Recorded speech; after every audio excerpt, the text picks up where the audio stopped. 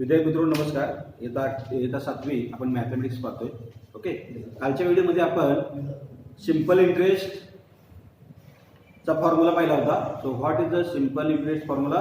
So that is the SI simple interest is equal to P multiply by R multiply by T divided by 100. Okay, so P stand for, so that is the principal, R stand for rate of interest, so that is the PCPA and T time. Okay, या फॉर्म्युलेचा वापर करून मी काल 2 example तुम्हाला solve करून दिली होती आणि प्रॅक्टिस सेट 40 तुम्हाला होमवर्कसाठी दिलेला होता.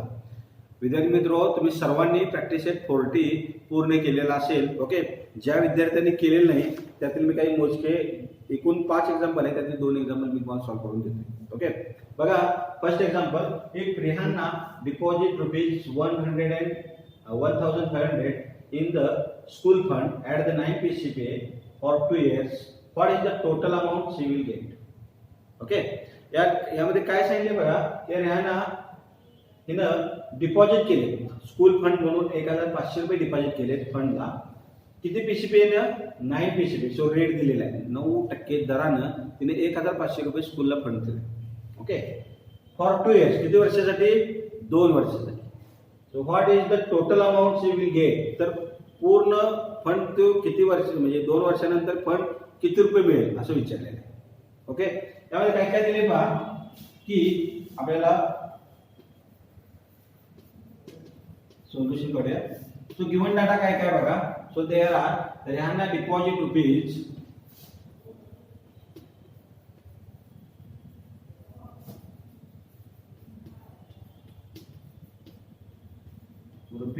₹1500. Okay, so that is the principal. 1000 rupees, 1500. Okay, then at the fund at 9 PCPA. So there are PCPA means 10 साल 10 साल 10 शेकडा. So PCPA stand for, so that is the principal compounded per annum.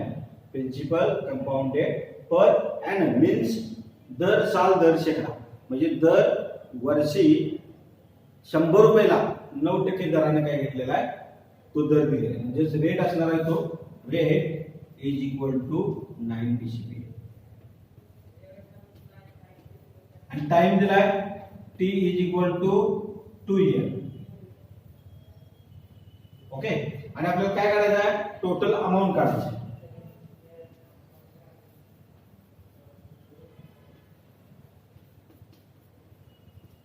आता total amount कशी काढतोय आपण? आपल्याला माहिती आहे amount is equal to principal plus interest. Okay, आता इथं अमाऊंट काढायची आपल्याला. प्रिन्सिपल माहिती आहे पण इंटरेस्ट माहिती आहे का? नाही माहित. इंटरेस्ट काढायला पाहिजे. ओके, मग इंटरेस्ट काढण्याचं पण तुम्हाला सूत्र दिलंय SI is equal to P multiplied by R multiplied by T divided by.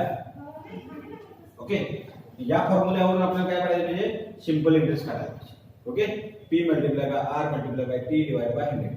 So interest is equal to P 1500 multiplied by 8 PCPA. Okay, 9 PCPA sorry, rate 9 आहे multiplied by 2 divided by 100 is equal to ही zero cancel झाली, ही zero cancel झाली. काय करायला? 15 multiply by 9 multiply by 2. Okay, 15 multiply by 9 multiply by 2.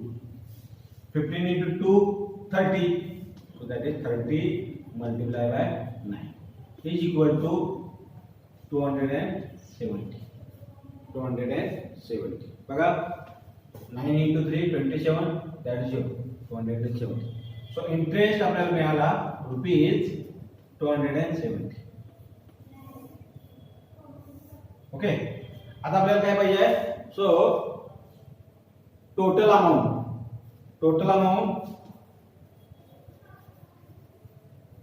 Amount is equal to principal plus interest. Principal plus interest is equal to principal 1500 plus interest 270. So that is the 1770 rupees. Okay.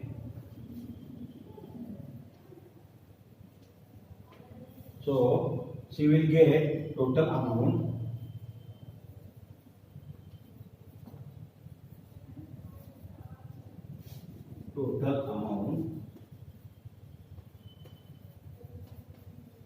rupees 1770 इतके रुपये काय करणार आहे ते मिळणार आहे. Okay, अशा पद्धतीनं आपण ह्या टाईपचे एक्झाम्पल सॉल्व्ह करू शकतो. ओके, व्यवस्थितरित्या जर तुम्हाला एक्झाम्पल समजलं नसेल तर हे लिहून घ्या. हे 3 मार्काला तुम्हाला एक्झाम्पल विचारलं जाईल.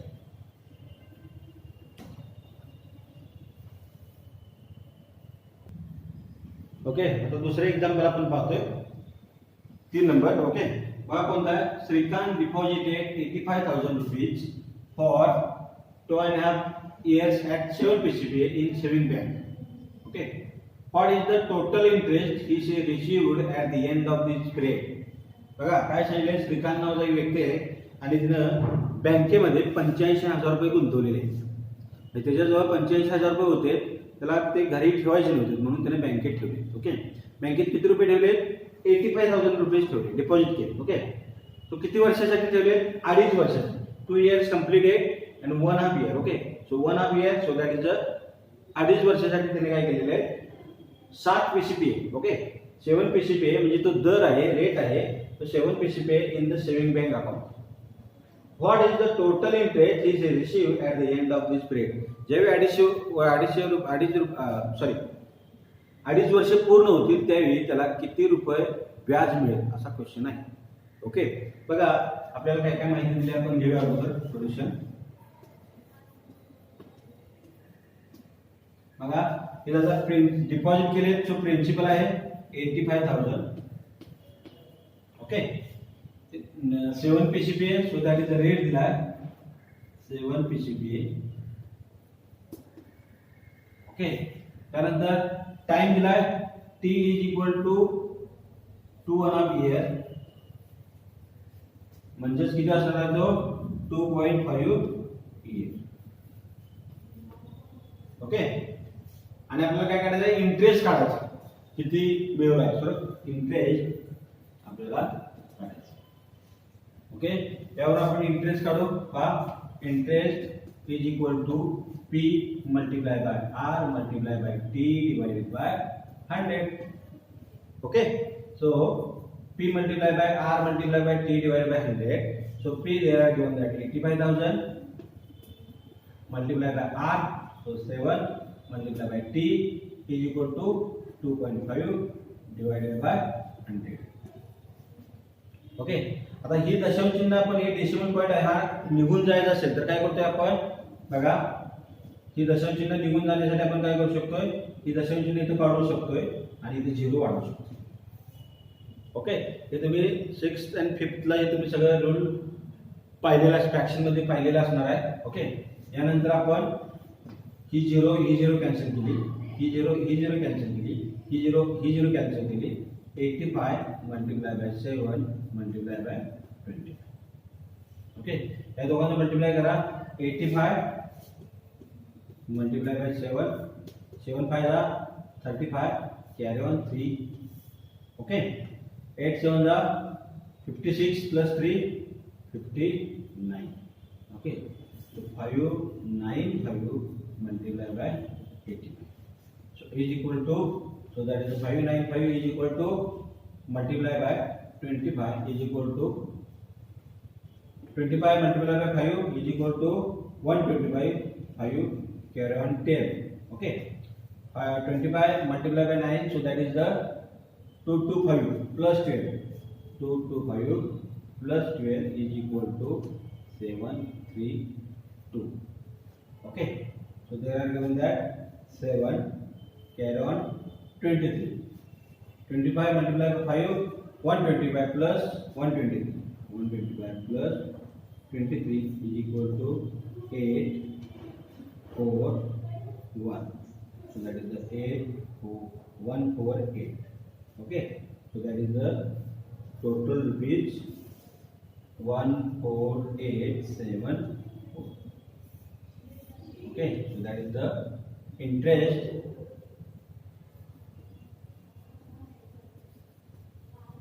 he will receive, किंवा he will receive interest, आपण अशा पद्धतीने लिहू शकतोय,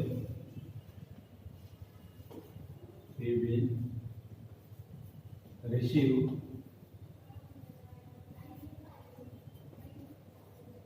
interest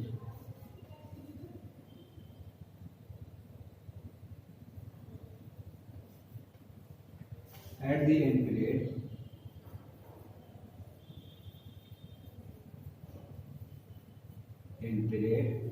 rupees 14,870. ओके, अशा पद्धतीनं हे एक्झाम्पल आपण सॉल्व्ह करू शकतोय. त्या बघा, प्रॅक्टिस सेट 40 हा पूर्ण फक्त तुम्हाला इंटरेस्ट काढायचा आहे किंवा अमाऊंट काढायची. ओके, त्या पद्धतीने सगळे एक्झाम्पल तुम्ही सॉल्व्ह करा. ओके, या पुढे आता आपण काय बघूया, when there are given that 3 or 4 quantities principal, time, rate, amount are given, then we find out this 4 term. म्हणजे जर प्रिन्सिपल दिलाय, कोणती प्रिन्सिपल, टाइम, रेट आणि अमाऊंट यापैकी 3 टर्म तुम्हाला दिले जातील आणि 1 टर्म काढायचे आहे. ते तुम्ही कशा पद्धतीने काढले जाते हे आपण आता थोडक्यात एक एक्झाम्पल घेऊन पाहूया.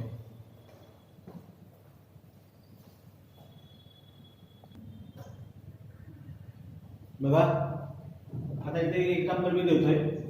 P principal is equal to rupees 25,000, amount is equal to rupees 31,000, time is the 4 years आणि रेट आपल्याला काढायचा.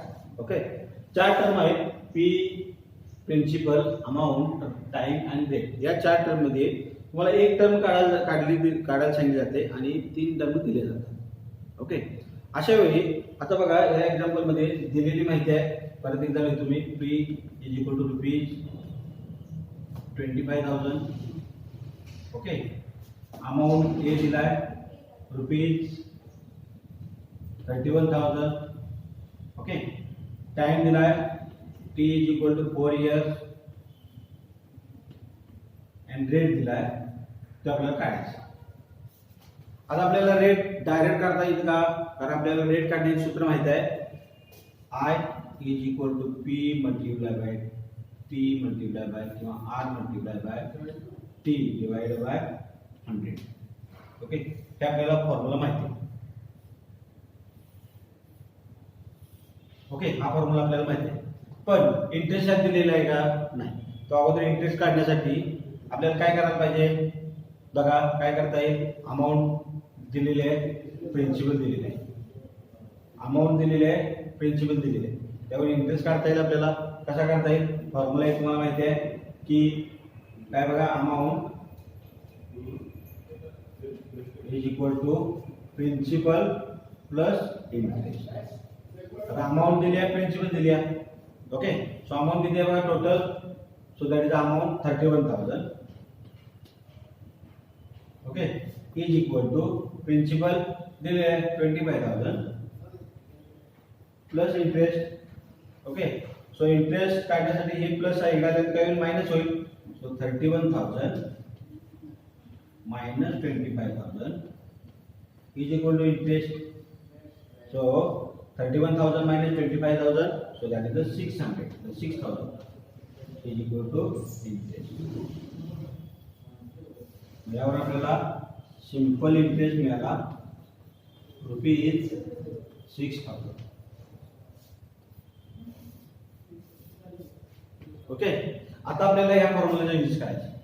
बघा, interest is equal to P multiply by R multiply by T divided by 100 is equal to P दिलेला आहे, so that is principal 25,000, खाली लिहितो 25,000 multiply by R आपल्याला काढायचा आहे, R रेट काढायचा आहे, so T 4 years divided by 100. So आता इंटरेस्ट दिलेला आहे आपल्याला, सो दॅट इज 6,000. ओके, आता बघा, ही झिरो कॅन्सल झाली, ही झिरो कॅन्सल झाली. ते करायला 6,000 is equal to 250 multiply by R multiply by 4. Okay, आता 250 मल्टिप्लाय बाय 4 किती येणार आहे 6000 is equal to 1000 multiply by आता हे मल्टिप्लाय बाय 1000 इकडे आल्यानंतर काय होईल लेफ्ट हँड साइडला डिवाइडेड होईल so 6000 divide by 1000 is equal to so ही 0 cancel ही 0 cancel ही 0 cancel ही 0 cancel ही 0 cancel ही 0 cancel remaining 6 is equal to r r आपण कशात मोजतोय पीसीबी रेट मध्ये मोजतोय so r is equal to 6 plus actually आपल्याला तो रेट विचारलाय सो रेट आपण रेट ऑफ द इंटरेस्ट 6% आपण लिहू शकतो rate of the interest is 6%. 6 PCB लिहिले तरी चालेल ओके अशा पद्धतीनं 4 टर्म मध्ये 3 टर्म दिले असतील आणि 1 फाइंड आउट करायचं सांगितलं असेल तर आपण अशा पद्धतीने हे काय करू शकतो टर्म काढू शकतो ओके तर तुम्ही प्रॅक्टिस सेट 41 होमवर्क साठी पूर्ण करायचं प्रॅक्टिस सेट 41 बघा मी इथे लिहिलं होतं हे जर तुम्ही व्यवस्थितरित्या केला असाल तर हे लिहून घ्या प्रॅक्टिस सेट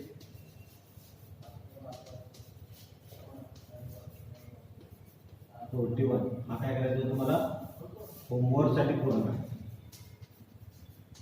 होमवर्क साठी प्रॅक्टिस सेट 41 हा होमवर्क साठी काय करायचं तुम्ही पूर्ण करायचा आहे किंवा हा अभ्यास असणार आहे उद्याच्या व्हिडिओमध्ये मी प्रॅक्टिस सेट 41 तुम्हाला सॉल्व करून देईन पण तुम्ही आज जो काय होमवर्क सॉल्व करणार आहे 41 त्याची प्रिंटआउट किंवा त्याची कॉपी माझ्या वैयक्तिक अकाउंटला काय करायचं आहे आज पूर्ण केल्यानंतर मला लगेच काय करायचं वैयक्तिक अकाउंटवर माझ्या व्हॉट्सअपच्या तुम्ही पाठवायची ओके त्यातूनही तुम्हाला काही अडचण वाटत असेल किंवा समजत नसेल तर मला फोन करून विचारला तर काय हरकत नाही ओके थँक्यू